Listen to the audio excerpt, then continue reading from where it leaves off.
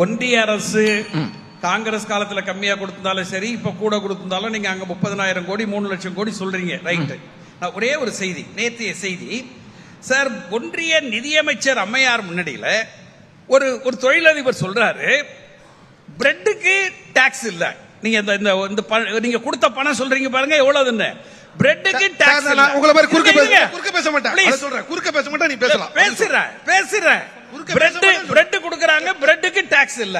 அந்த பிரெட்ல ஜாம் வச்சா 18% ஜிஎஸ்டி அப்படின்னு அன்னபூர்ணாவுடைய ஓனர் சொல்றாரு, சீனிவாசன் சொல்றாரு. அப்ப அவர் சொல்லிட்டு என்ன சொல்றாரு, அவன் வர்றவன், ஐயா பிரெட் கொடுத்துருங்க, ஜாம் நான் தனியா எடுத்துக்கிறேன், அதுல வச்சு கொடுக்காதீங்கங்கறானே. அந்த 18% வரி தான் உங்களுக்கு சப்போர்ட்டா எங்களுக்கு கொடுக்கிற பிரெட்ல ஜாம தடவி 18% வாங்குறீங்களே ஜிஎஸ்டி, அந்த பணத்தை தான் நீங்க உங்களுக்கு சப்போர்ட்டா ஒரு வார்த்தை என்ன சபாபதி அவர்களுக்கு, அதாவது இந்த ஜாம் இருக்கு பாருங்க, அது பியூர் அக்ரிகல்ச்சர் பை ப்ராடக்ட், அதுக்கு போய் வரி போடலாமா?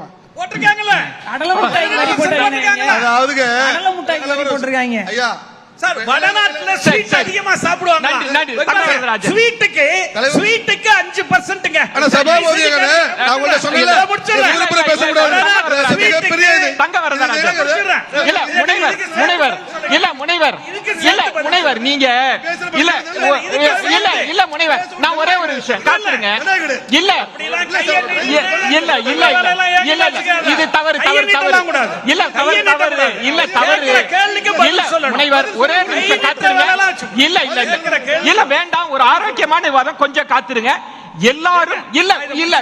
இல்ல சார், நேரம் அதிகமா எடுத்திருக்கீங்க, கொஞ்சம் ஒத்துழைப்பு கொடுங்க. இல்ல அத நான் சொல்லிடுறேன்.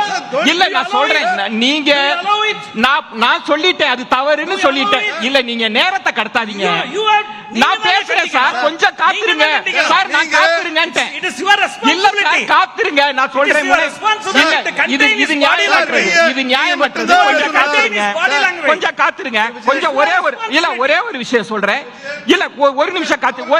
இல்ல சார், ப்ளீஸ் காத்துருங்க. இது நியாயமற்றது, மக்கள் பாக்குறாங்க. நான் மீண்டும் சொல்வேன், மக்கள் கொஞ்சம் காத்துருங்க. நான் மீண்டும் சொல்வது, எல்லாம் பொறுப்பான தலைவர்கள் இருக்கிறீங்க. நான் நேர பகிர்மானம் கொடுக்கணும்னா உங்களுக்குள் ஒரு ஒத்துழைப்பு இருந்தா மட்டும்தான் நான் அதை செய்ய முடியும். நான் மட்டும் தான் பேசுவேன்னா இந்த சுற்றை என்னால நடத்த முடியாது. தயவு செய்து நீங்கள் ஒத்துழைப்பு கொடுங்க. எஜமானர்களாகிய ஜனநாயகத்தின் எஜமானர்கள் நம்மளை பார்த்துட்டு இருக்காங்க. அதை மட்டும் சொல்லிட்டு நான் விவாதத்தை தொடரணும்னு நினைக்கிறேன். சுருக்கமா தங்க வரதா. மரியாதைக்குரிய சபாபதி அண்ணன் பேசுறப்ப எதுவுமே குறுக்கிடல. நான் அண்ணன்ட்ட தான் சொன்னேன், நான் சொல்ற பிறகு நீ தேர்ந்து பேசுங்க, அதுதான் ஜனநாயகமா இருக்குன்னு உங்களை திருப்பி கேட்டுக்கிறேன். சுருக்கமா இப்ப அண்ணன் ஜிஎஸ்டில ஜாம் தொடர் சார், ஜிஎஸ்டி கவுன்சில்ல முடிவு பண்றதுல ஒவ்வொரு மாநில நிதியமைச்சரும் அதுல இருக்கிறாங்க, எல்லாம் போறாங்க, எல்லாரும் சேர்ந்து முடிவு பண்றாங்க. இதுக்கு முன்னாடி ஜிஎஸ்டி வரதுக்கு முன்னாடி கிட்டத்தட்ட எல்லாத்துக்கும் பழமுதல் வரி இருந்துச்சு. உதாரணம் பாத்தீங்கன்னா எலக்ட்ரிக்கல் குட்ஸ் பாத்தீங்கன்னா அன்னைக்கு 41% இருந்த எலக்ட்ரிக் குட்ஸ் ஜிஎஸ்டி வந்த பிறகு இனி 18%. இதே போல பெயிண்ட் பொருள் பாத்தீங்கன்னா 18% வந்து 8%. உதாரணம் சொல்லி முடிச்சிடறேன் சார், ஜிஎஸ்டின்னு முன்னாடி வந்த புது வரி இல்ல சார், பலதட்ட வரி வந்தது. ஜிஎஸ்டின்னு வந்த வரி வந்த பிறகு ஒரு பொருளுடைய விலை உயர்ந்து சொன்னா நான் என்ன கேட்கிறேன். இப்ப ஒண்ணு முடிச்சிடறேன், முடிச்சிடறேன். அண்ணா சொன்னாரு இன்னைக்கு சொல்லி சார், ஜிஎஸ்டில இன்னைக்கு ஒரு பொருளை நிதானம் சொன்னா கிட்டத்தட்ட ஒரு 18% ஒரு ஜிஎஸ்டி வரி விதிக்கப்படுதுன்னு சொன்னா 9 அதை கிட்டத்தட்ட 74 விழுக்காடு அது மாநில சொல்றேன். காத்துருங்க ரசிகர்கள், ஷானவாஸ் அவர்கள் அவருக்கு நேரம் நேரம் பகிர்மானம் அடுத்த சுற்று எனக்கு வேண்டாம்.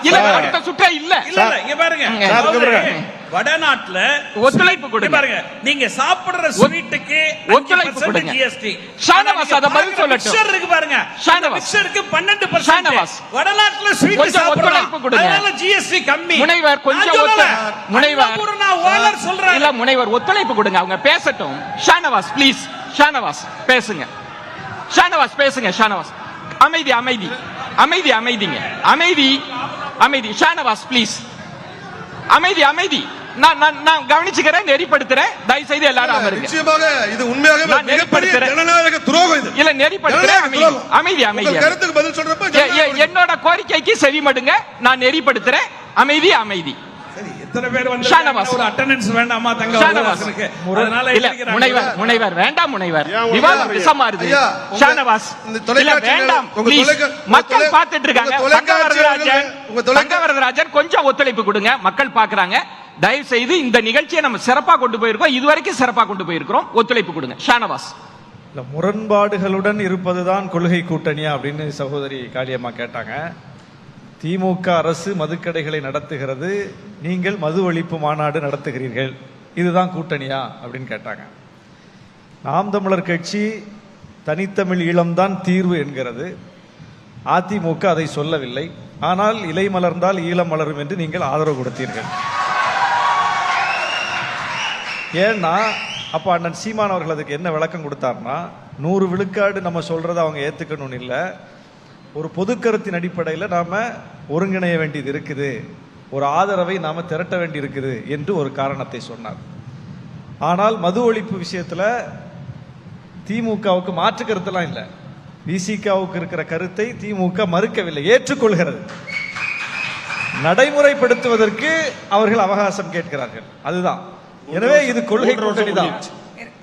500 கடைகளை குறைத்திருக்கிறார்கள்.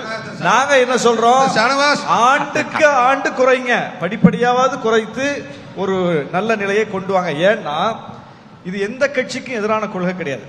தமிழ்நாடு எம்பவர் ஆகணும், தமிழ்நாடு முன்னேறணும், தமிழ்நாடு இளைஞர்கள் படிக்கணும், வேலை வாய்ப்புக்கு போகணும் தான் நாம ஒன்றிய அரசோட சண்டையே போட்டுக்கிட்டு இருக்கோம்.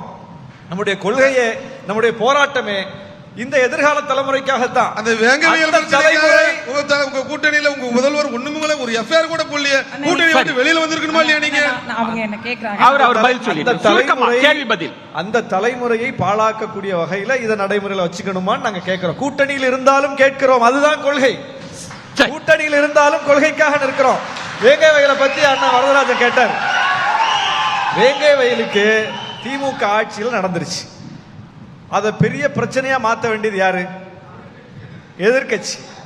பாஜக தமிழ்நாடு முழுவதும் அதை கையில் எடுத்து போராட்டம் நடத்தி பிரச்சனை ஆக்கியிருக்காங்களா? இருக்கமா? ஒரு நிமிஷம், அதை அம்பலப்படுத்தியது எங்கள் தலைவர் அண்ணாமலை. எங்க தலைவர் அண்ணாமலை தலைமையில, அதாவது எங்க சொன்னது பேர்ல எங்க மாநில பேச்சாளர் திரு கருப்பு முருகானந்தம், திரு புரட்சி கவிதாசன் பார்வையிட்ட பிறகு ஒரு இடைவேளைக்கு பிறகு பேசலாம். அண்ணாமலை போகல, எங்க தலைவர் எழுச்சி தமிழர் தான் போனார். ஒரு